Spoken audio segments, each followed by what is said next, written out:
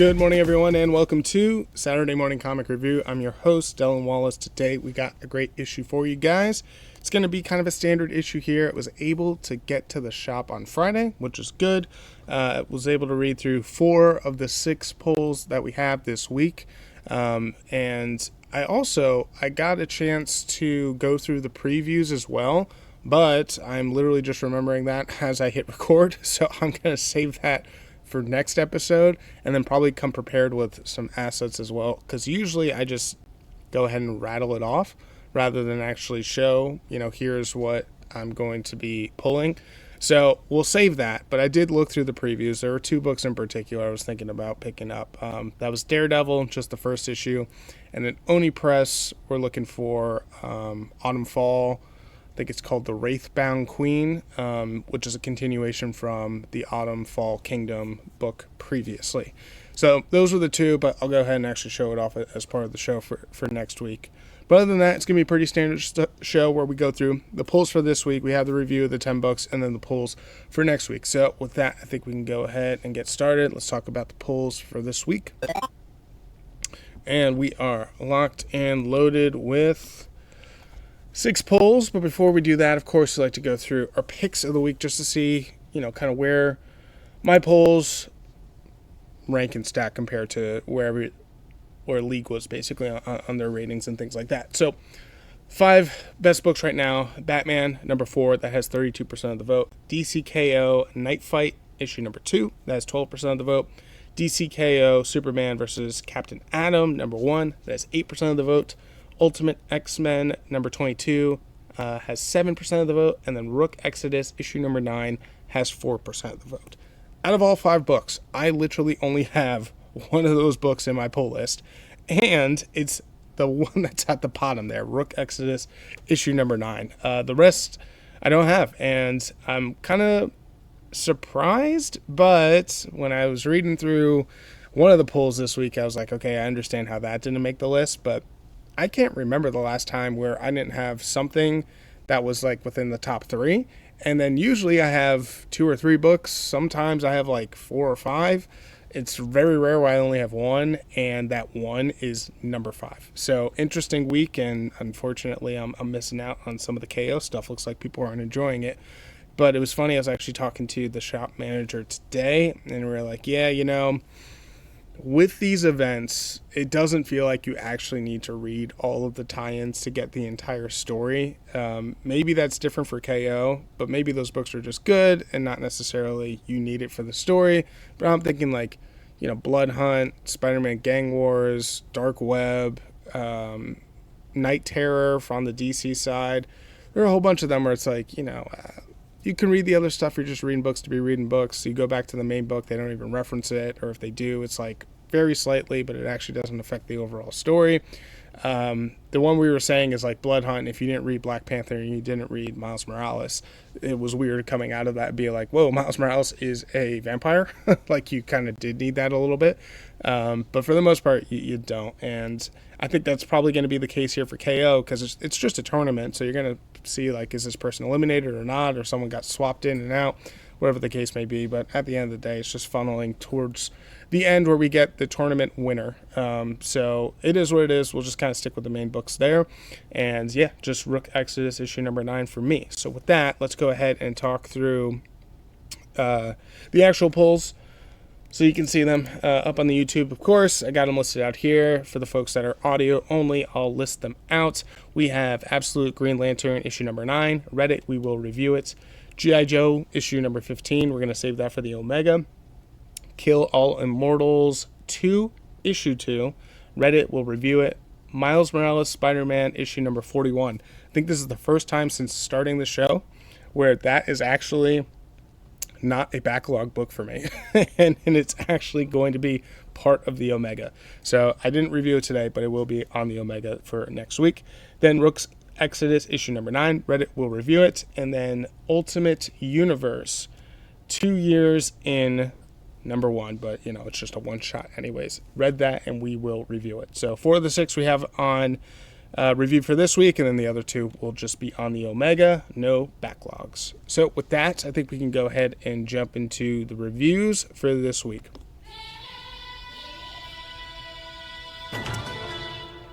And so for the reviews, as mentioned, we have 10 as per usual. We will go ahead and just read off all the titles so that way you know what's going to be reviewed in what order. I started off with all the books from the polls this week, so these 4 will be repeats. Absolute Green Lantern, issue number 9. Kill All Immortals 2, issue number 2. Rook Exodus, issue number 9. And The Ultimate Universe, 2 Years In, number 1. So those are all of this week's. Now we get into the backlogs. Mostly trades. I think there's one single in here. We have Poison Ivy, issue number 6. This is going to be the last one for the Volume 1 trade. Then we have The Nice House on the Lake, issue number 8, I want to say. It always gets confusing with the trades because I kind of have to remember it. I can't just look at the title and boom, there it is. But yes, it is issue number 8. Assorted Crisis Events, issue number 3. Saga, I believe, is issue, number 34. Batman and Robin, issue number 17. And then One Dark Knight in the magazine format, that's going to be issue number 2. So those will be the 10 books in that order. Go ahead, get everything organized. It's always a lot tougher than it seems when you're handling these books. They're out of the sleeves, and then you got the trades mixed in as well. We're going to start off here with Green Lantern, or Absolute Green Lantern, I should say. Issue number 9. Before I jump into the reviews, just got to put it out there in case this is your first time joining in. If it is, welcome, appreciate it. The way that I do these reviews, I do spoil them. So keep that in mind. If you are not interested in spoilers, it's just not going to be the show for you. But I'll try to catch you up on where things are at thus far. We'll review the book itself.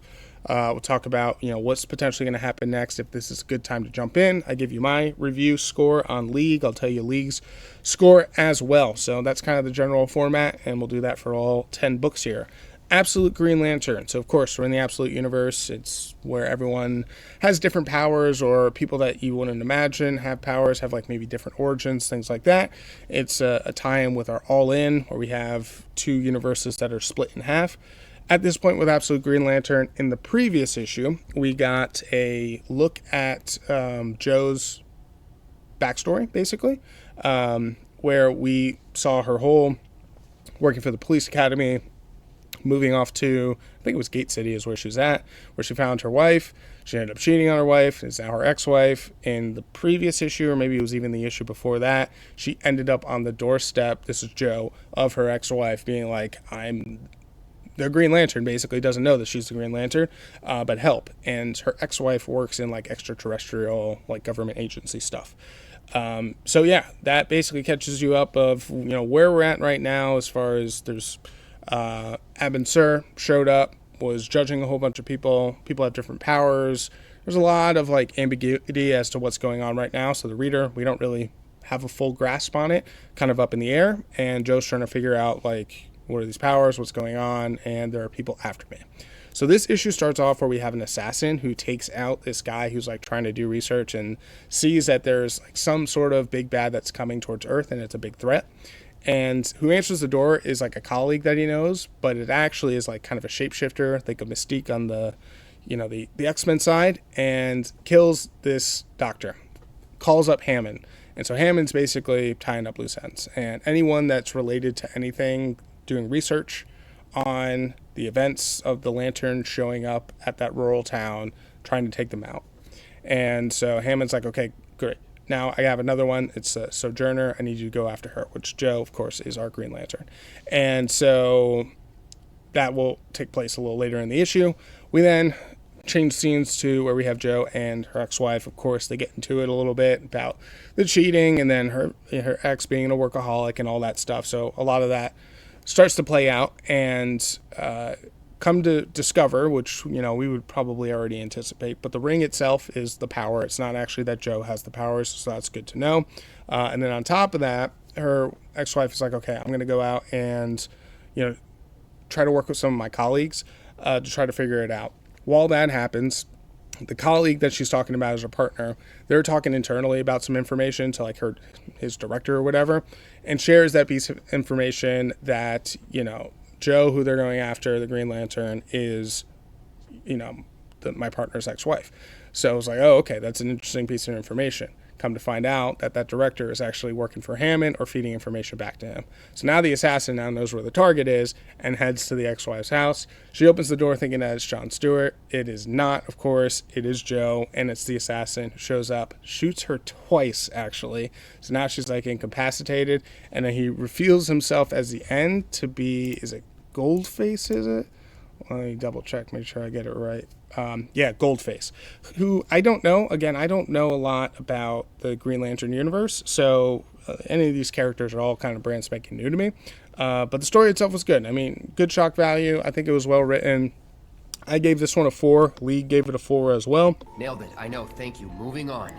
And so it was a solid, building issue, and we'll see kind of the conflicts start to take place here between Hammond tying up these loose ends, and then Joe trying to defend herself, and then Hal, he's like down and out. He's like in this endless sleep, and so he's kind of the bad guy as of right now, but like I guess not really because he's incapacitated. So decent issue. I think it'd be fine if you jumped into here. I don't think you'd be lost, but you wouldn't know what you're lost about. Like, they don't cover stuff in the issue that you wouldn't have context for what's already written in the issue itself. So I think you'd be totally fine there. And it does good context clues to kind of catch you up. Let's go ahead and show off some of the artwork. Artwork is fine. You have a couple of decent fight scenes in here as well. Here's where that assassin kills that doctor, makes the call to Hammond. Got some advertisements in here as always. This is where Joe's talking with her ex, and basically coming to the realization that, the ring itself is what actually has some power. She gives it back to Joe, and it's like, okay, I'm going to go and investigate my partner. Here's the partner, giving that information to the director, and then at the end, Joe answers that door and is shot, and looks like Jon Stewart, but it's not. It's the assassin, who is Goldface. So yeah, that is Absolute Green Lantern issue number 9. Again, I gave it a 4. Lee gave it a 4 as well. Then we'll move on to Kill All Immortals 2, issue number 2. Good book here. This one, I gave it a 4. Lee gave it a 4 as well on this one. Nailed it. I know. Thank you. Moving on. That might be the first time ever we start off with 2 back-to-back 4s. I gave it a 4, and it's like right on the money. But yeah, this book here is... So Kill All Immortals 2 is a direct sequel from Kill All Immortals.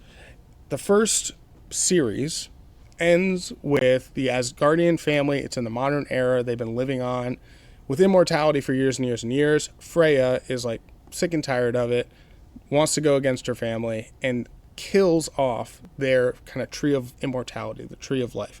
I think it's Tedrasil or whatever it is, but slices that off. So now all of the Asgardians are mortal. It's her brothers, and like the whole Asgardian hierarchy family. It's like 5 of them. So they're all mortals now. And so in issue number 2, the series, there are other immortal families out there, and Genghis Khan is one of those families. So the Khan family, if you will, they sense that there's a change in the force, if you will. Now's our time to strike, and we can now gain and reign supremacy as the ultimate immortals. And so they're being pursued by Genghis Khan's family.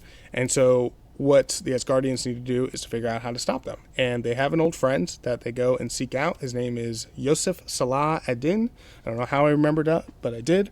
And of course, they show up, and Yosef is like, I hate you guys. You've caused me a lot of pain and lost a lot of money because of you. And so a bunch of fighting starts. And then the Asgardians explain themselves of like, we don't want Genghis Khan to win. We can pay you handsomely. We just need some information. And he's like, okay, stop the fighting. How much are you going to pay? It's like $300 billion or something insane like that. It's like, that's fine. I'll show you where to go. And so they leave to go to this tomb in the desert, and they basically find that every single one of these immortal families have a tree of life, and they didn't realize that. They thought maybe theirs was the only one, and maybe it was a different MacGuffin for everyone else. But no, every single family has a tree. So when the family arrives at the tomb, there's an assassin tailing them, and they assume from the Khan family. So Freya starts fighting off that person, and remember, they're mortal now, so the stakes are much, much higher. If she dies, she's dead. And when they're fighting the assassin, they share this information that they discovered of like, oh, there's a tree to destroy Genghis Khan. We're trying to stop them, and we want the Immortals to stop. And the assassin reveals herself as being a member of the Khan family and wanting to stop Genghis Khan as well. So she is now going to lead the Asgardians as to where their tree is located. And that's a cliffhanger. It's a dope story. So pretty cool. I'm enjoying it. Go ahead, show off the artwork. I think as of right now, we're on equal footing with the first series, but maybe the first series is a little bit better. We'll just have to see as, the rising action kind of continues, what kind of twists and turns happen along the way. But I am enjoying this one. And this is a Dark Horse joint, so you can find this pretty easily. It is an issue number 2, so I would just recommend getting issue number 1, but you'd be fine if you started here. Maybe issue number 1 would be better because this series is a sequel from Kill All Immortals. So 1's going to give you at least some of that backstory there, whereas if you start off at issue number 2, we're already off to the races and you don't really get much context from what all took place in series number 1. But I basically spoiled it. You know what's happening here and you're off to the races. So if you're listening closely, you already know, and then you can jump in here and you'd be totally fine. So that's Kill All Immortals 2, issue number 2. I gave it a 4. Lee gave it a 4 as well. And we get to the heavy hitter here, Rook Exodus issue number 9. I enjoyed this book a lot. A little recency bias because I literally just read it and then I started recording. But even still, with all that being said, it is my comic of the week. I thought this book was freaking awesome. I gave it a 4.5. Lee gave it a 4.6. Incredible score. This book, man, it is just hitter after hitter after hitter. This is actually the B cover that I have here. Let me see if I can flip over to, at least on the video, so you can see the difference on the A cover. I actually kind of like the A cover a little bit more, but they didn't have any more on the shelf. It's been multiple times I've gotten the B cover on this, which, I don't care too much about covers. Sometimes it's like, yeah, I got this one versus that one. Other times it's like, I really wanted that one, but honestly it's like, I think about it for half a day and then never again. So it's not the biggest deal in the world. But cover A is pretty cool, where you have the spider, Warden looking down upon Direwolf and Rook, and then cover B is just the face of Matterhorn, who's one of the Wardens here. So this book, to catch you up on what Rook Exodus is all about, Earth is dying, kind of Wall-E style. They go out and terraform a different planet. When they do that, there's these wardens, humans that basically control the ecology in the world, and each one of them wears these helmets and they can communicate with the animals. And so the world has now gone to shit and everyone has evacuated, but they left all the wardens there claiming that they're going to come back, but they're not coming back. And the world engine, the thing that continues to keep the planet terraformed, is dying. So a couple of the different wardens are banding together to try and repair the world engine. The one person they know that can do that is this Warden Bloodhound, who is the father of Direwolf, but he's been wearing his mask for so long that he's kind of gone a little bit crazy. The way these masks work is the longer you wear it, the more you become like the animal that you're in charge of. Bloodhound is connected to dogs, so he's becoming more like a feral dog. Our main character, Rook, is connected to a bunch of ravens and crows. And so now we are at the point where we're at the world engine. All the animals are fighting on the top of the surface, and the world engine is underneath. And you have Rook, Matterhorn, who's the warden for goats and rams, Direwolf, who's the warden for wolves, and Rook, the warden for crows, fighting against Bloodhound. But as they're fighting, this new warden shows up at the end of the previous issue, Stag, who's has antlers, and he's the warden, I guess, of the deer. And he shows up, and that has you caught up to where we're at right now. The other piece is, in the world engine area, there's a whole bunch of spiders all over the place. So we as the reader know that the spider warden is here too. Issue starts where you have the standoff where Stag has Bloodhound by the neck, and the three hero characters are staring him down. They go after Stag. Stag is super quick and avoids all the different confrontation and fights and still has Bloodhound by the neck. And they're like, hey, he's the only one that can fix this world engine. You need help. And then on top of that, they ask Direwolf. Direwolf is like kind of high up as far as hierarchy and was part of like training a bunch of these wardens. So like, Direwolf, do you know who Stag is? And they're like, no. And apparently she doesn't know a lot of them. There are a bunch of different kind of quadrants, if you will, where she trained some, but then there are like a bunch of them that she's just not aware of. If she didn't train them, she doesn't know them. So think of them as like different platoons, and Stag comes from a different one. So they have no connection whatsoever. So this is kind of like a new guy and what he's all about. Now Stag's whole thing is Bloodhound killed his wife. So obviously Stag is pissed and like, I'm not trying to let this guy live for anything. And so once all that happens, the spiders then they start to attack. So when the spiders attack, the spider warden starts to, descend, and the spiders have them all caught up into webs. Their helmets start disconnecting with the animals up top. The animals up top, they basically kind of go to sleep or in stasis, or at least they stop fighting each other. And we're introduced to this new character. It's a kid who shows up. He doesn't have a helmet or anything, and he meets up with one of the animals and starts talking to him. So, little side note, we'll see what all that's about, but that's basically it for that scene. And then we get back to all the main characters getting sucked into these webs. They start having visions of their past before they ended up on this planet.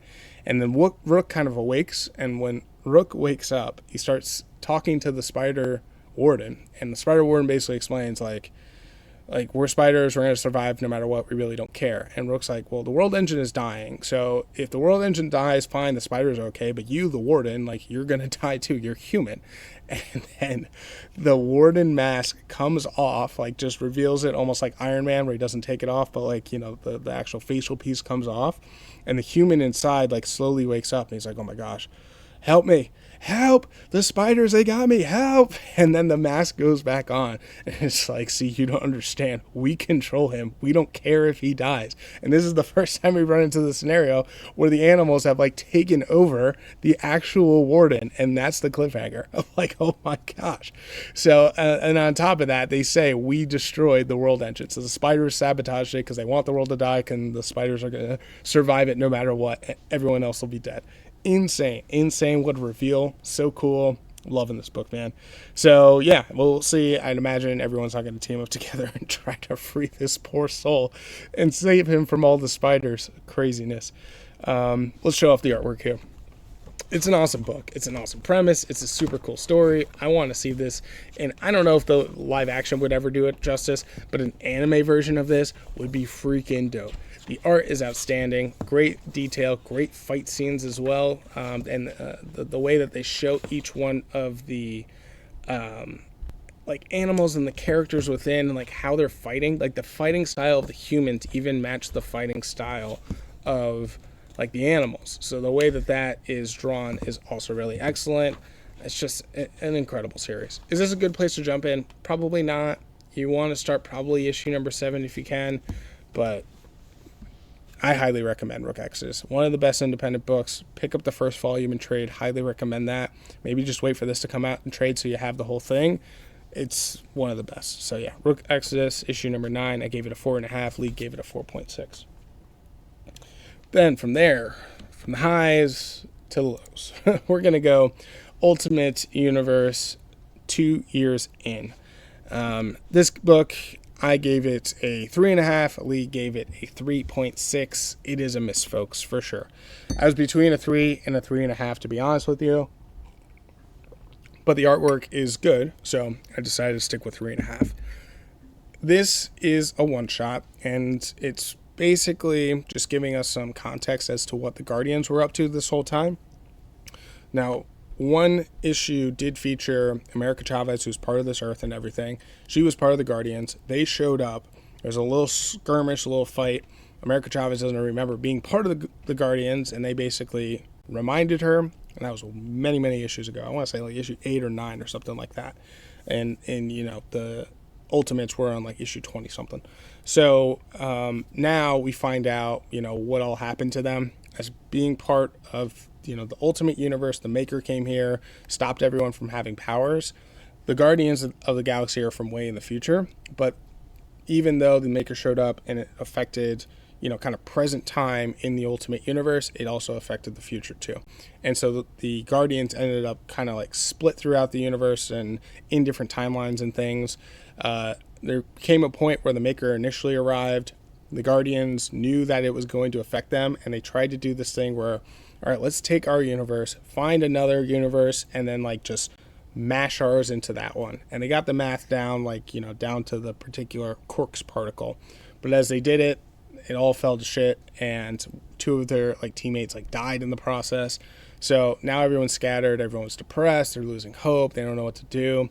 Slowly they start finding each other, and then finding different people that are going to be able to help out. One interesting thing is like Daredevil. He's not just fighting in Hell's Kitchen. He's like this intergalactic like being, almost like a Kang-esque. So that was like an interesting piece. But the way it's written, it's too philosophical. We're talking like all these crazy scientific terms. It doesn't make much sense. It's an odd one. Ultron's also featured into it. He's called U-82.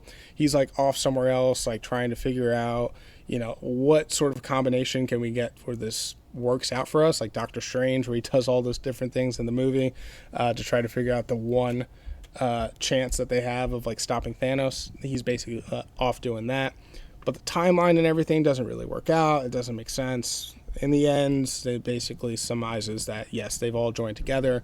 They're answering America Chavez's beacon call, and they're going to be part of the fight against the Maker. But I felt like reading the New Gods when I was reading this. If you've heard my criticisms on that one from Ron V, very similar thing here of like, I don't know what we're talking about, but I get the gist, right? They fell apart. They all tried to find each other. There was no hope. Suddenly they have hope. Now they're going to go out and they're going to help us. So I get what we did, but reading through it, it's like I could have made up that story in my head without actually, reading the book itself, which is never good.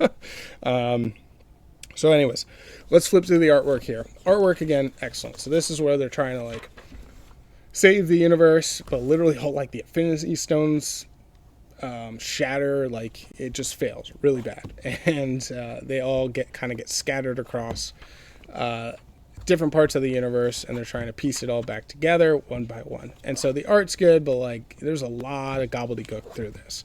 So that's probably the biggest thing. We got a little advertisement piece there. Here's where you have Daredevil, and he's like looking through this cube, trying to save different aspects. And you got this like multi-dimensional fight, which was pretty cool, but it's again, it like doesn't quite make that much sense as we're reading through it. We get to the point where one of them is just like, we're never going to be able to save this. I'm not going to be able to help us out. Let's just destroy this whole universe, because this thing is basically not anomaly enemies, right? So as hopeless gets. But yeah, it's a confusing one. You can skip it. You don't need it. In the end, the Guardians of the Galaxy are going to join in the fight. That's all you need to know.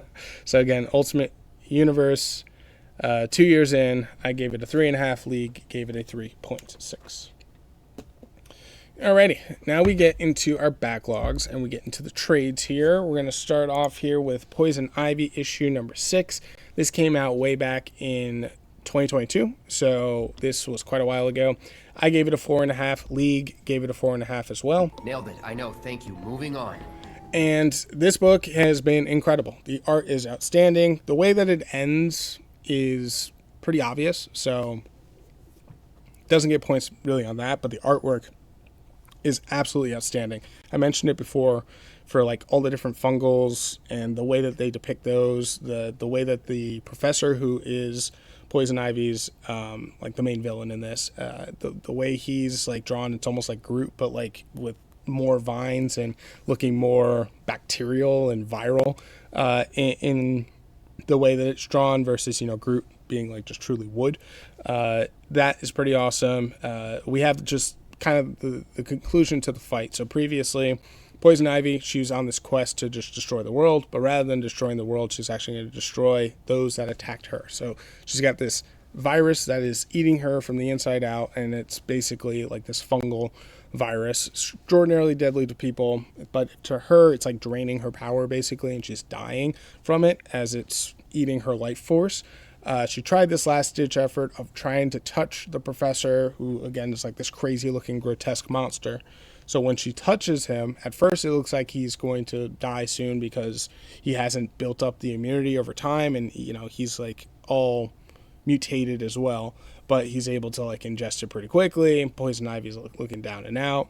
And then that brings us to this issue here for issue 6, where he starts taunting her, and it's like a parasite infection and fungal as well. So then he starts having her like mind controlled basically, and she picks up an X-Acto knife and like she starts cutting herself on the neck of like this is how she's gonna die, is unintended suicide effectively. And so as he's doing that, and like she's got the blade pressed against her neck, and he keeps like threatening her and saying what he's gonna do next, and he screws up. He says what he's gonna do to Harley Quinn, which of course Poison Ivy and Harley are dating, and he's like, yep, and then I'm gonna kill her next.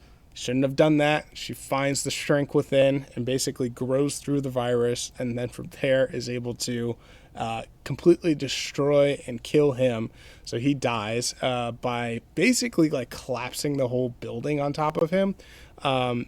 Once he dies, though, then she's like, well, the only way I can heal myself is by ingesting him. So she literally like eats up all the virus and stuff. Disgusting, but that's what she does, and that's how she eventually heals up. And now she's going to go on to this journey of, rather than destroying the world, she's going to focus a lot of her attention onto the companies and the billionaires that are destroying the planet, whether it be from, you know, green house gases and the global warming, or whatever's polluting the oceans, anything that's affecting the green. She's going to be targeting in the next volume. So great issue, great story, great trade. I actually finished this up. We have trade 2, 3, and 4 is what I own. Trade 5 just recently came out. I'm actually putting an order for that to go ahead and pick that up. It's going to be trade 6 that's coming out in the summer as well. So if the artwork is as consistent as it was in this volume, just that alone, it's worth it. But the story is also excellent too. So let's go ahead, show off some of the artwork so you can see what I'm talking about here. This is it towards the end where, let's see, get to the beginning here. So here's where she's got that blade pressed up against her, and you can see just this crazy look of the viral infection. And he's just taunting her this entire time. But here's where she kind of grows through it, brings down the whole building, and it collapses on top of him, and he's basically like dead at this point. And then here she goes, all right, I gotta consume him, and like literally starts like taking bites and chunks and pieces out of his dead body. And I guess this is like the virus to be able to, or the antidote to be able to cure it, which would make sense because he was able to ingest the virus pretty quickly and then, you know, kind of stave it off. And then at the end here, she's basically realizing that everyone's part of what's quote unquote the green. And she's going to go after all the other people. She's writing this whole letter to Harley Quinn, so she's probably going to be featured in the next one as well. So looking forward to that. So yeah, Poison Ivy, issue number 6, again from November 1st, 2022. I gave it a 4.5. Lee gave it a 4.5 as well. And then next up here is going to be The Nice House on the Lake, issue number 8. This one picked up for me from the previous issue, and I got a lot of answers to what I had questions for in issue number 7. So I gave it a 4.5. Lee gave it a 4.3. For this book, I was curious in issue 7 was what Walter was doing. Were we in a earlier in the timeline before the world was destroyed? Because now he's interacting with everyone, and they are none the wiser, it seems, that he or his race of people or the aliens have destroyed the whole world. And now we get the answers here in issue number 8. So with The Nice House on the Lake, a reminder, the world has completely destroyed. Everyone's like faces melted off in like 60 seconds basically. And it's Walter, who's like part of this alien race. He got to pick a whole bunch of his friends that he could save. He brought them to this immaculate place, but it's got like these different force fields. People can't escape, and they're just supposed to live out their lives there. They become wiser and figure out what all is happening here. And then one of his really close friends had his whole memory, knew that this was all going to happen. It all gets explained to us in issue number 6 that this is some sort of experiment. We don't necessarily know what for, but everyone's pissed off at Walter. They all hate him, and they're like, you killed all our people. Some of them had loved ones who didn't make it to the trip, like literally spouses. But, you know, they weren't a friend with Walter in, you know, high school, college, or in recent post-grad. So they're all stuck and trapped there. And at the end of issue number 6, he wiped everyone's mind. Issue 7, I wasn't sure because I wanted to build a different structure or something. So I was like, oh, is this the structure that they was referring to in issue 5 and issue 6 previously, and it's like, no, this is like a totally different thing. And we find out like how far back he wiped everyone's mind. They had no idea that the world is destroyed, but they know that there are force fields here and they're trying to escape, basically. And the good thing about this issue is it had the day counter up top. So last volume ended around like day 30 something, and now we're in the day 40s. But one person still has the memory, and that's Nora. So rather than the painter having the memory, it's now Nora who has the memory of everything that's happened. And this issue, most of it is people are trying to escape. They're like, well, let's try to get out of here. Like, this is cool and all, but like, we need to go home because they're none the wiser that the world is gone. And basically, Walter then meets up with Nora, and Nora basically has a heart-to-heart with him. It's like, here's the thing, Walter, you want to like have your cake and eat it too. You want people to just forget about the outside world and just live here, get drunk, party, hang out, do whatever. But that's not going to be the case, because if they don't know that the world is dead out there, they're going to do everything that they can to try to escape. And then likewise, if they know that everyone is dead out there, they're going to hate you because you're this alien thing, and they just assume that you are the one that killed them. So there's no winning this. It's like one or the other that you're going to get. You're not going to be able to have it to where they accept what all has happened and they live everything out while also not trying to like escape and get out. So Nora has that conversation with him. The other thing that happens in this, and this is like the big reveal, is Ryan. She is the one who showed up last, and she's like the newest to the friend group. So she explains it pretty well. She's like, I feel like I showed up late to summer camp and like all the cliques have already been established, so nobody wants to talk to me, which is exactly the situation that she's in. She doesn't know anyone super well. All she really knows is Walter. Nobody, not doesn't like her, but they just don't know her, right? Like, you show up at a party and you're the only one that doesn't know anyone else. That's basically what's happened to her. And so she goes out on a hike on her own, and as she goes, she's all sad and pissed off, but she ends up at this part, and it's like a house, and she puts her like head up and then like breathes against the window, and like, kind of the condensation shows up, and then on the other side, someone puts their hand up against the window, and it's like, whoa, what the hell? It's like a totally different person, not part of the house where anyone at all would be in.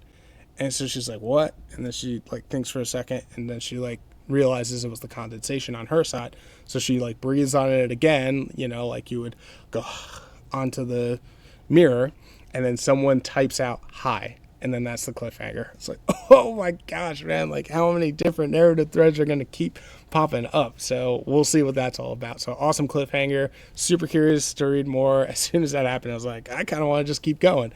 So I'll definitely read the next issue number 9 for the Omega. So with that, let's go ahead, show off some of the artwork. The artwork's always been fine, but for this issue, it's always really been about the storytelling here on just such a dark, twisted thing that's happening, and like, where the hell is James Tynion going to take us next on this insane adventure that we're on? And the main point of this issue is like, Walter, now it's like, you thought you would resolve this basically with wiping everyone's mind of knowing what actually happened, but now they're basically trying to escape. So that's where that hand shows up that Ryan sees, and then she breathes on it again and sees the letters hi. So we'll see who that is. It was on the other side of that glass there. So that's Nice House on the Lake, issue number 8. Again, I gave it a 4.5. Lee gave it a 4.3. Definitely recommend it. This is volume 2. Now there's also Nice House by the Sea that's out right now, so I'm pulling those. I think that's a 12-part issue that's coming out. That's part of the backlogs, and we'll get to that very, very shortly. Next up here is going to be Assorted Crisis Events, issue number 3. I gave it a 4.5. Lee gave it a 4.6. Lee was super high on this one. Great book. All these assorted crisis events are independent crisis events that are taking place. So we have the first one that kind of explains what's happening in this universe. Constantly crisis events are happening to people all over the place. It's sometimes independent. It could be like a town. It could be a cluster of people. It's just insane. This is just how this universe is. It's life-ending, catastrophe, end of days type stuff that's happening all the time. And at the very end of her issue, it looks like finally an event is like happening to her. Issue number 2 is this guy stuck in this time loop and working in the slaughterhouse, and it's just seems like he's repeating the same days in life over and over again, and things are all mixing together. This one is crazy too. So we have two towns in two different universes. They're the exact same towns, the exact same people, like the exact same universe, basically. The only difference is one is in a universe that's like Earth now, where the world is dying slowly due to global warming, and then in a different Earth where the Earth is dying very quickly from global warming, and the entire town basically burned down. There's nowhere for people to go. People died in this, and they're trying to escape, and they were able to escape by this main guy here who's on the front, who happened to show up there. It's like, you can find a way through the multiverse and the universe to find, you know, your parallel town in a different universe. So that's what they do. They follow these instructions, and then they end up at the store, and they open it, and sure enough, they end up in the good universe. And they are there, and they're taken in for refugee. Everyone's like so confused. You have some people that are dead, some people that aren't. It's like a whole wild situation. So you got like a family, right? And it's like maybe the father's dead but the mother's still alive, or like the kids are dead and it's just one person, or like the kid's an orphan but the parents are still there from like this existing universe. It's like a whole different kind of crazy thing. So they show up, and at first they take them in as refugees, and everything seems like it's going to be okay, right? Doing the nice, good, quote unquote Christian thing. And then they start to realize how it's affecting the town negatively. So the town where nothing bad is happening, like just, and they call that like town one, if you will. Now their world is starting to go to shit, because now the schools are fuller, right? Now the prices on stuff is going higher because supply is low. Jobs are starting to get displaced because there's not enough work for people. And then like slowly it's like, oh my gosh, the reality is of you just influxed our town by like not quite another half, but like 40% increase overnight, right? It's just not necessarily sustainable. They don't have places to go. So that's bad. But now they're like, okay, well, since these people are from different universes, like they're not citizens technically, they don't have IDs or identification or anything like that. So like, and the U.S. government's not going to help at all. So they're just like kind of trapped there. And they're like, okay, well, we need to like make a vote that we can somehow make them a citizen. And that vote is set up to go. But now like things just get worse and worse and worse and worse, in that now people are like starting to steal. And now people that have lost their loved ones in the previous universe, they end up killing whoever their clone is in the real universe, so that way they can go in and just live the life because they're effectively the same person. And now that they have their family. So that happens. You got this girl who was like 16 and she didn't have any friends, or like all her family's gone. So she starts falling into trouble and doing adult stuff and starts like whoring herself out. You have a guy who's like part of the town, and like he gets into a relationship with her, which like would have never happened, but he's like charged with being a pedophile basically. So it's like things are going like way south now. And there's no way to tell these people apart. They're identical in every single way. It's just one went through this tragedy versus the other. So now they have them split up to where the people that were in the blown up, the town 2, they're in a like concentration camp. And then they put little arm badges on them. And then finally it gets to the time for the vote. So the vote happens and takes place. And the town decides they're not going to go through with making them citizens. So there's this big riot. And they start, like the two towners start attacking everyone. Once that attack happens, the one towners get all pissed off. They burn the tents to the ground. When they burn the tents to the ground, the fire starts to spread over to the main town as well. And that place starts burning down just like the second universe place started burning down also. And the town just goes completely to shit. And then you get to the final page. It's two families walking by each other, the dads on each side who are literally the same person, telling the kids not to look at the other one. And it's like, look at them. It's both their fault. Like both of them saying it at the exact same time. It's like, what a mind-bending, twisted, effed up thing that this is. So it was an insane journey. What a crazy book. Each one of these events, like you just open it and like, where's this one going to go, you know? So pretty cool story. Assorted crisis events. Let's go ahead and show off some of the artwork on this one. That's from issue 1. That's from issue 2. Issue 3. So we got the town folks here, and things starting to get crazy on both sides. It's very depressing. You got the camps that are all set up, the murder that took place, the prostitution that took place here too, and like, you know, treating them basically like one side's inhuman, even though it's literally their own people. People are cheating on their spouses. Other people are like finding love. It's nuts. The whole place burning down in the end. And then let's get to that final piece here where it's like, yeah, you can never be like them. And it's like literally the father of one universe, the father of the other, talking to the child. So we could never be like them. And it's like they're literally the same people. Crazy, crazy, crazy, crazy. So Assorted Crisis Events, issue number 3, I gave it a 4.5. Lee gave it a 4.6. Alrighty, just a couple more here. We're going on to Saga issue number 34. I have to say, it's not on the cover here, but if you can see it on the video, this cover I love so much. It's like with the little polar bear guy sitting on top of the walrus, like fishing in the most serene, placid, peaceful little lake that you've ever seen in your entire life. So because of that, it ends up being the cover of the week.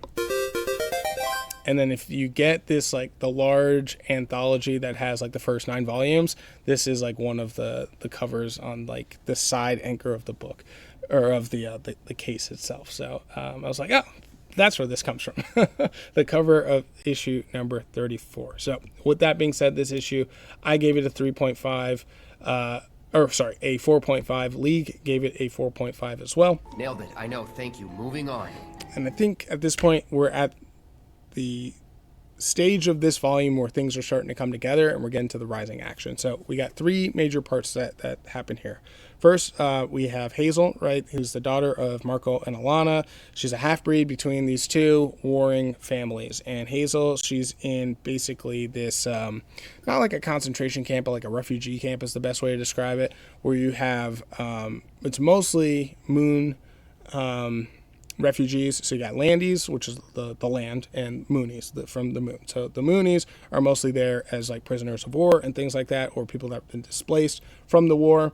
And Hazel revealed herself to be half-breed, so she's half of each side, which they don't even know that that's a thing, and it's like it would destroy the entire universe if that was the case, right? Because these two sides absolutely hate each other. And in this facility, one of the Horn ladies who revealed herself to actually be a dude, I thought it was the grandmother, but it's not. It's actually a different character. She sees that, Hazel revealed herself, and she's like, I'm totally on your side. Did the teacher see? She's like, yeah, but the teacher said she's not going to say anything. She's like, all right, well, if she does, like, we'll take her out, and I'm totally on your side. So that's one thing. The teacher does come to and is in the infirmary and does feel for Hazel, and is like, don't worry, your secret's safe for me. I'm not going to let them pursue anything. And then towards the end of the issue, teacher shows up, and it's on a Saturday, though. And she's like, what are you doing here? And she's like, well, I'm actually here because I want to help you escape. So that's the cliffhanger of the book. So that's one part of the story. The second part is you have Alana and Marco. They're talking to Prince Robot, the robot army family. They are assisting, I think it's the Landfall guys, in trying to help out in the war, basically like mercenaries. They had a kid. Their whole pursuit thing with a bunch of different mercenaries have been going after them and stuff, trying to recruit Prince Robot to help break Hazel out of this detainment center. And so they finally convinced him he's going to join, and then they're going to go in on this prison break. So that's another plot. And then plot C is we have the Will, who is one of those mercenary bounty hunters. He is with a bunch of reporters that are, it's 2 guys who are trying to break the news about Hazel to the universe. But they ended up showing up on the Will's planet, and the Will has them captured. And the Will is basically trying to find Prince Robot, who killed his, I guess wife or girlfriend, or I can't remember. I think it was wife. And so he constantly is super depressed and getting high all the time and just seeing visions of her. And it gets to the point where one of the reporters knows where Prince Robot is likely going to be from a different source. So they're all going to head out there and pursue them. So yeah, you have Hazel in the detention center, parents and Prince Robot trying to get there, and then reporter and the Will trying to get to Prince Robot. So it's all going to come to one, it's going to come to a head, and it's going to be combustible, and I'm excited, and I'm looking forward to it. So I don't know if it'll be next issue 35 or if it'll be in 36, but it's coming up soon. It's good stuff. The artwork, always risky when showing off the artwork in Saga. So let me go ahead and hunt through and make sure we're okay, because there is nudity, and I'd hate YouTube to be YouTube about it. Let's see. Where are we? So here we are. Basically, we're at the point where Marco and Alana are trying to convince Prince Robot. They're able to. They get also to the point here where this is Hazel and the teacher, and she said she's going to keep everything a secret, so that all kind of works well there. And then we get to the point here with the will and the reporters, and they basically are like, yeah, you're going to, we're going to go after Prince Robot. We know where he is. And then at the very end here where the teacher's like, I'm going to go ahead and break you out. So, yeah, good stuff. Enjoying it. Obviously, it's Saga. It's one of the greatest of all time. And that's not even exaggeration. It literally has the awards to back it all up. So definitely recommend all of it. Issue number 34 continues to be awesome. And we're in a great part of the story. So just going to keep that going as well. Probably read next one in the Omega. And I actually imagine pretty much every episode moving forward, you're going to see a Saga issue, because I still have like 30-ish till we get caught up. So, yeah. Next up is going to be Batman and Robin, issue number 17. This was from back in January 8th, 2025. So damn near a year old at this point. But we're nearly caught up on our Batman and Robin here. We're the continuation of the Memento arc. I gave it a 4. Lee gave it a 4.2. This arc's been awesome. Been enjoying it a lot. Last where we left off, Batman and a investigator who he used to partner with when he was Bruce before he was Batman back in the UK are trying to figure out who's Memento, how is Memento back. They are in Arkham. He's talking to Scarecrow, where one of the guards is actually one of Memento's disciples, acolytes, whatever you want to say, and starts attacking, and then a piece of the prison starts to blow up. So when it blows up, Batman and the investigator are doing their best to fight, but they're really just kind of getting their ass handed to him, and Batman's like completely caught off guard. Picks up here in issue 17. Robin gets word while he's volunteering and helping out where the girl who was hurt in the attack 2 issues ago is at. He comes in, swoops in, and he's able to save Batman. So Batman's actually beaten pretty bad, saves Batman, and then the investigator, she was like hidden off and was kind of able to escape. So Robin's like, hey, I'm going to go on patrol. You need to heal up. But Batman's like, I'm not having it, and they get into a big argument about it. So Robin's like, screw you. I'm going to go and talk to Commissioner and the investigator. So that's what he does and meets up with them. Nice little tidbit here is Robin says a line that Bruce used to say back in the day when they were doing the investigation for the original Memento, and you can tell that she picked up on it. So maybe she's starting to pick up that Bruce is actually Batman. We'll see. Hasn't been fully revealed, but there's some foreshadowing there, so that looked pretty good. And then Batman at the same time is like, screw it, I'm not going to go after... Oh, and I should say, so Robin, the investigator, and Gordon, now they're trying to go after the lab where this poppy fungi was made that killed a whole bunch of people in the last issue. And then Batman, he has to deal with the Penguin and Tiger, but who is it? Tiger Shark, who are fighting right now. And the reason that they're fighting is they think that each one of them initiated war, but it was actually Memento that blew up one of the shipments. And so, naturally, of course, now you got to go to some sort of war when that's the case, right? So it's Batman, but he needs a partner because he's all beaten up, and he's like, screw it, let's go get Red Hood. So it's Batman and Red Hood we're going to be fighting off against Penguin's crew and Tiger Shark's crew as well. And that's the cliffhanger. So good issue here for sure. Show off the artwork. Not a good one to jump into. You probably want to start back in like issue number, I think it's 15 where this arc starts. Maybe it's 14 actually. That would be my recommendation, but this came out so long ago, so at this point you want to maybe just go ahead and start where we're at right now. But if you're specifically looking for the Memento volume or arc, it's a good one for sure. And the art in here is excellent as well. It has a lot of those things where you have the overlapping panels. Look at this splash at the end here with Batman jumping off the roof with Red Hood. Dope stuff. Dope stuff. So it's good stuff here. Batman and Robin, issue number 17. I gave it a 4. Lee gave it a 4.2. And then we get to our final book of, it's called Saturday Morning Comic Review, but I'm reviewing this on Friday night. So the final book of the evening, One Dark Knight, issue number 2. So this is a hardcover in a magazine format here.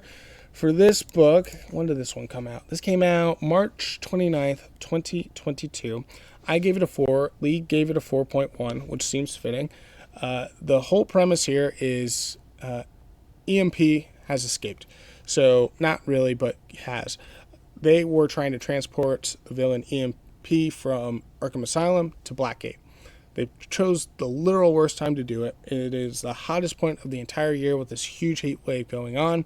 All these gangs are aware of it, so Batman's trying to monitor the convoy. Of course, convoy goes south. The gang members are able to break out EMP.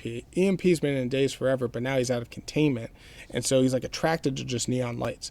Gets to equivalent of Broadway of Gotham, lets off an enormous EMP. Everything is blackout now.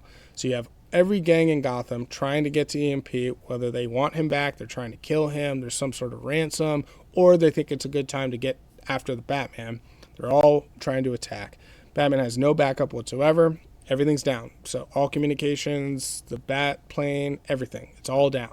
So he's got to carry EMP, get him from downtown, Times Square, Broadway, whatever you want to call it, of Gotham, all the way down to Blackgate, which is like 3 miles away. So that was the end of issue 1. Issue 2 basically picks up there. I'll talk about real quick like the admin part or the brass part of it. So you have Montoya, you have Gordon, and then you have Velasquez. So Montoya and Gordon, it's like commissioner and captain type situation. They get into a bad car accident. And then Velasquez, she's like basically the villain as well. She was the one that's trying to do this transport and thought it would be a good idea and that they can contain it the whole time. Everyone thought it was a horrible idea, but I guess her opinion superseded everyone. She, in the accident, Montoya is like pinned down, and there's a whole bunch of gangs that are like basically heading towards the vehicle, and Velasquez just leaves her for dead. Don't know if she's okay. We'll have to see. But it's like, damn, Velasquez, like, I thought, like, one thing of, like, oh, you're misled and misguided. But, like, no, you're actually truly evil. To just leave a police officer down and out to fend for herself trapped in a car against a whole bunch of gang members with guns. Insane. So she leaves, and she's like, screw it, and ends up in this apartment house. She's working with some sort of gang member, and there's this room, and it has the name Brody on it. So they go and check, but the room is empty. So we find out that Brody happens to be EMP's actual son, and Brody doesn't know that his father is EMP, but he does know that his mother is dead, and he's been living with this guy. And turns out that it's revealed that EMP's son also has these powers as well. So Batman is with EMP, he's fighting off a whole bunch of different gangs, trying to avoid gangs at other parts. They get to the point where they're like halfway to Blackgate from, the Times Square area to Blackgate, and then this other big blast happens, and Batman assumes it's an explosion of some sort, but it turns out that it's EMP's son. Also find out that EMP was the one that killed his wife unintentionally, but was the one who did it as well. So I'm sure that's going to be revealed at some point. It's going to be a big old to-do. So as the blackout is continuing and the night continues as well, some of the communications are coming up, but it's very spotty. So he's trying to talk with Alfred, but he's not fully connected with him. But with that being said, now EMP is like starting to crave more electrical, explosions as well. Get a little backstory about EMP2. He's like, I don't want to do this, but I'm like kind of forced to. It's like an alcoholic or whatever kind of sickness. Like he needs to, right? Just in order to not, I don't know if it's like a stress thing or like to try to regulate himself or whatever the case is, but that's how they basically explained it. Not that he's trying to hurt or destroy anyone. It's like this urge that he needs to. So, that's basically the story. Cliffhanger is lights are starting to come back up. You have the kid who's now out of containment, and the kid has these powers too. So we'll see what happens. And basically everyone's just trying to continue to pursue both Batman and EMP. So let's go ahead and show off some of the artwork here. It's a magazine format, so reminder on that as well. Go ahead and flip through. I'd say it more focuses on the art for this one. Obviously, it's very dark out, very black, as you can imagine. Oh, that was the other thing, too. They headed down into the sewers because Batman thought that there would be a better way to... Or he's, like, pursuing after EMP, who's been captured at this point, I think, down there. I think that's the way that it ends up going. Probably should have read the notes on this one a little bit better if you can't tell. As they're fighting, they're trying to get their way all the way to Blackgate as best as possible. I want to see if I can get to the point where Brody explodes. He's trying to go after his father here, and then Brody, it's revealed that it's not his dad. Here it is, and the powers are starting to go off, and then boom, have the big explosion here. But Batman's not near it, and then you get to the point where EMP reveals who he is, power starts coming back up, and EMP is dragged down into the sewers, so now Batman is chasing after him down in the sewers. It's a pretty cool splash. I think that's the cover of the third one. So yeah, it's Batman One Dark Knight. Again, I gave it a 4. Lee gave it a 4.1. It is a Black Label book. Trade itself is just 3 pages, 3 issues, and I got the hardcover version. I don't know if there is a soft trade of this one. I would imagine there is, but I just happened to get to the hardcover. This is, again, early on in my comic book collecting phase, if you will, where I was just kind of buying any and everything. So that explains why I have the book in the format that I do. So yeah, that I think is going to be it for the review section here. Let's go ahead and just rattle off all the books again. So that way you have kind of a complete list of everything that we reviewed and a brief little synopsis here. So we had Absolute Green Lantern issue number 9. We got Joe and her ex meeting up, but there's an assassin hired by Hammond going after them. We got Kill All Immortals 2, issue number 2. The Asgardians, they got some information on how they can take out Genghis Khan's tree, and they got an insider who can help them out. Rook Exodus, issue number 9. Basically, all the heroes plus Stag and Bloodhound are compromised by the spiders, but it's the spiders that are in control of the Spider Warden. Ultimate Universe, 2 years in, we just have the Guardians of the Galaxy, their story, and how they're going to join up on the fight against the Maker. Then we had Poison Ivy, issue number 6. Poison Ivy defeating the Professor, and now she's going to go after the real villains of the Green, the big corporations and the billionaires. Nice House on the Lake, issue number 8. Walter coming to the realization he can't have his cake and eat it too. They're either going to want to escape if they believe everyone's alive, or if everyone's dead, they're just going to hate him. Assorted Crisis Events, issue number 3. We got the 2 towns, the one that was destroyed. Things seem all good at first, like a nice little story, but then it starts to go to shit pretty quickly. Then Saga, issue number 34. We got Alana and Marco recruiting Prince Robot. We got Hazel, who looks like she's going to get help to escape. And then the Will and the reporters heading after Prince Robot. Batman and Robin, issue number 17 here. We have Robin, who's going to go after the lab for the Poppy. And then Batman's working with Red Hood to stop Penguin and Tiger Shark. And then Batman, One Dark Knight, issue number 2. At this point, we're just fighting throughout the blackouts. EMP was brought down into the sewers, and his son is out there and also has powers as well. So those will be the books. Let's go ahead, actually put this back up here so that way for the video we're not just looking at nothing. Let's go ahead now and get to the polls for next week. We are locked and loaded with 7 issues for next week. Not too bad. I'll say this cover for Absolute Batman issue number 15 is insane. Looking at the Joker here, he's like basically in like a gargoyle kind of squatted position. He's got like his evil devil type of tail to it. Looks absolutely shredded, and then he's got like the mouth and tongue of Killer Croc. It's like the most insane looking Joker I've ever seen in my life. So yeah, Absolute Batman issue number 15, that's going to be coming out. I can tell you right now, assuming I get that cover, that's already going to be the cover of the week. Then we got a new one, The Darkness issue number 1, that's going to be from Image. Iron and Frost issue number 3, that's going to be the conclusion there of that one. I don't have high hopes, but it was too late to drop it, just being perfectly honest with you guys. Then Minor Arcana issue number 12, always love Minor Arcana. Transformers number 27, that should be a good one. Ultimate Spider-Man number 23 always hits, and then for me, Ultimate Wolverine number 12 always hits for me as well. So that's a pretty good week overall. It's probably going to come down for Book of the Week between Absolute Batman, Ultimate Spider-Man, and Ultimate Wolverine. Transformers may sneak up in there, and then who knows, I may be floored by this new Darkness issue number 1. So we'll just have to see. I can tell you Iron and Frost, though, is not going to be it. That would be my guess anyways. Hey, maybe they'll surprise me, but I doubt it. So, yeah, that's it. That's going to wrap it up for the show, folks. That's going to be it for this week. Of course, we have the Omega that'll be coming out around Tuesday time frame. If you would, we'll get to the closing here. If you'd like to kind of follow the show, all the social media description stuff is all available for you of where I'm at on the social channels. Like, subscribe, share, do all the stuff. Comments and let me know how I can improve this thing.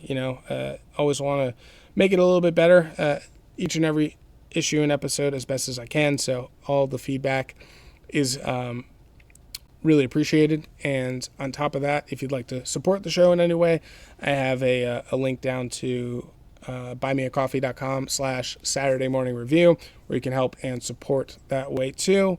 A couple bucks would just help go towards the comics, which would obviously make it a lot easier. I think that is it. I think we'll go ahead and wrap it up. Thank you so very much for tuning in, and I will see you guys in the next one. Go, go, go, go.